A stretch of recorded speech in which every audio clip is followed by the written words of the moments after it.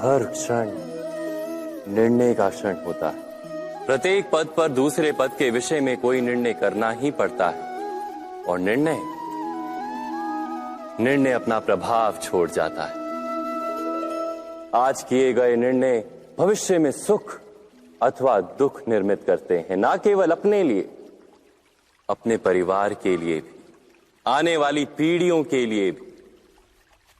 जब कोई दुविधा सामने आती है तो मन व्याकुल हो जाता है, अनिश्चय से भर जाता है। निर्णय का वो क्षण युद्ध बन जाता है और मन बन जाता है युद्ध भूमि। अधिकतर निर्णय हम दुविधा का उपाय करने के लिए नहीं, केवल मन को शांत करने के लिए लेते हैं। पर क्या कोई दौड़ते हुए भोजन कर सकता है?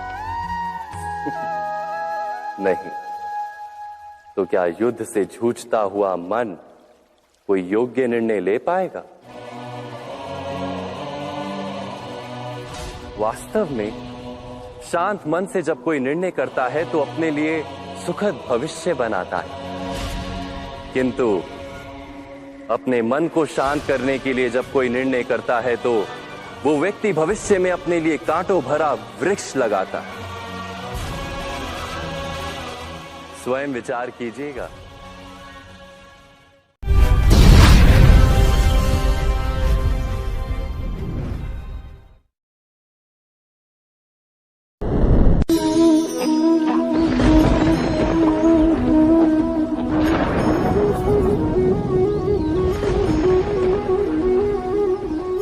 सपनों और पूर्वाभासों के आधार पर हम भविष्य के सुख दुख की कल्पना करते हैं। भविष्य के दुख का कारण दूर करने के लिए हम आज योजना बनाते हैं, किंतु कल के संकट को आज निर्मूल करने से हमें लाभ मिलता है या हानि पहुंचती है, ये प्रश्न हम कभी नहीं करते। सत्य तो ये है कि संकट और उसका निवारण साथ जन से, व्यक्ति के लिए भी और सृष्टि के लिए भी। नहीं, आप अपने भूतकाल का स्मरण कीजिए, इतिहास को देखिए। आप तुरंत ही ये जान पाएंगे कि जब जब संकट आता है तब तब उसका निवारण करने वाली शक्ति भी जन्म लेती है। यही तो जगत का चलन है।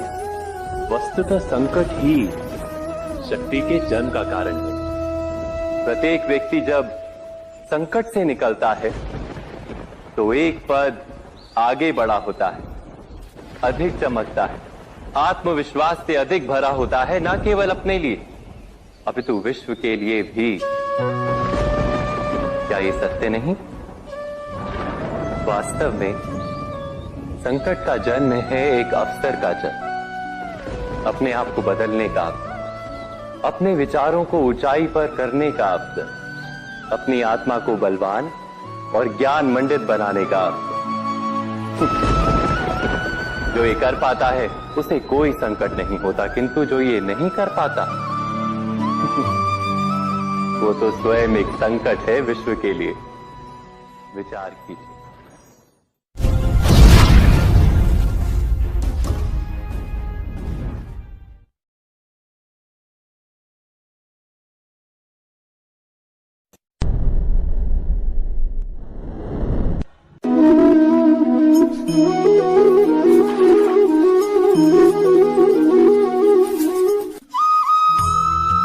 जीवन में आने वाले संघर्षों के लिए जब मनुष्य स्वयं को योग्य नहीं मानता, जब उसे अपने ही बल पर विश्वास नहीं रहता, तब वो सद्गुणों को त्याग कर दुर्गुणों को अपनाता है। वस्तुतः मनुष्य के जीवन में दुर्जनता जन्म ही तब लेती है जब उसके अंतर में आत्मविश्वास नहीं होता। आत्मविश्वास ही अच्छाई को धारण करता है। ये आत्मविश्वास है क्या?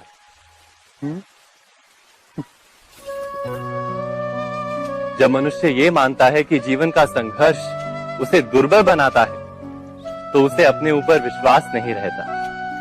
वो संघर्ष के पार जाने के बदले संघर्ष से छूटने के उपाय ढूंढने लगता है। किंतु जब वो ये समझता है कि ये संघर्ष उसे अधिक शक्तिशाली बनाते, ठीक जैसे व्यायाम करने से देह की शक्ति बढ़ती, तो प्रत्येक संघर्ष के साथ उसका उत्साह बढ़ता है। अर्थात आत्मविश्वास और कुछ भी नहीं, मन की स्थिति जीवन को देखने का दृष्टिकोण मात्र है, और जीवन का दृष्टिकोण तो मनुष्य के अपने वश में होता है। स्वयं विचार कीजिए।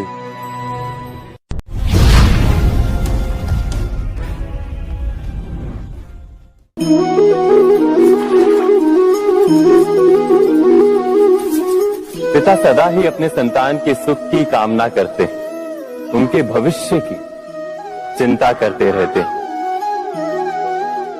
इसी कारणवश सदा ही अपने संतानों के भविष्य का मार्ग स्वयं निश्चित करने का प्रयत्न करते रहते।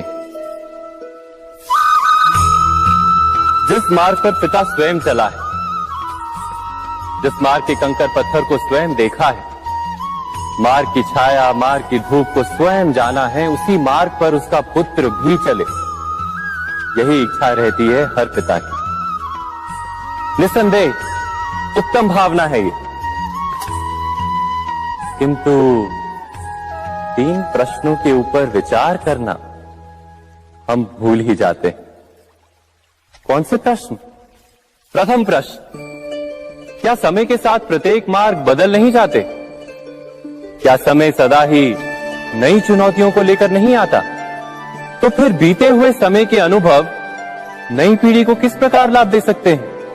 दूसरा प्रश्न, क्या प्रत्येक संतान अपने माता पिता की छवि होता है? हाँ, संतानों को संस्कार तो अवश्य माता पिता देते हैं, किंतु भीतर की क्षमता तो ईश्वर देते हैं। तो जिस मार्ग पर पिता को सफलता मिली है, विश्वास है कि उसी मार्ग पर उसकी संतानों को भी सफलता और सुख प्राप्त होगा। तीसरा प्रश्न, क्या जीवन के संघर्ष और चुनौतियां लाभकारी नहीं होती? क्या प्रत्येक नया प्रश्न एक नए उत्तर का द्वार नहीं खोलता? तो फिर संतानों को नए नए प्रश्नों, संघर्षों और चुनौतियों से दूर रखना, ये उनके लिए लाभ करना कहलाएगा या हानि पहुंचाना? अर्थात जिस प्रकार संतान के भविष्य का निर्माण करने के बदले उसके चरित्र का निर्माण करना श्रेष्ठ है, वैसे संतानों के जीवन का मार्ग निश्चित करने के बदले उन्हें नए संघर्षों के साथ जूझने के लिए मनोबल व ज्ञान देना अधिक लाभदायक नहीं होगा? स्वयं विचार कीजिए।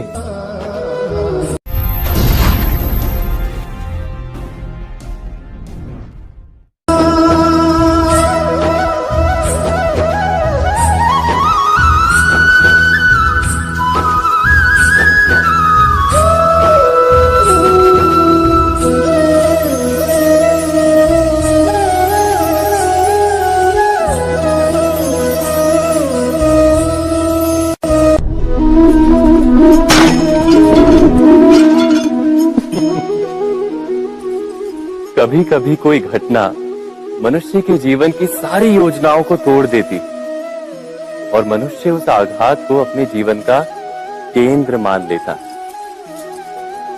पर क्या भविष्य मनुष्य की योजनाओं के आधार पर निर्मित होते हैं? नहीं। जिस प्रकार किसी ऊंचे पर्वत पर सर्वप्रथम चढ़ने वाला उस पर्वत की तलाई में बैठकर जो योजना बनाता है, क्या वही योजना उसे उस पर्वत की चोटी तक पहुंचाती है?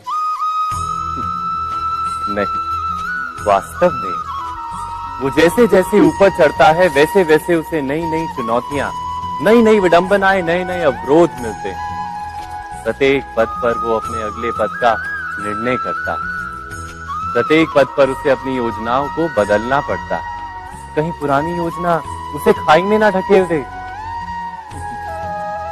वो पर्वत को अपने योग्य नहीं बना पाता, केवल स्वयं को पर्वत के योग्य बना सकता है।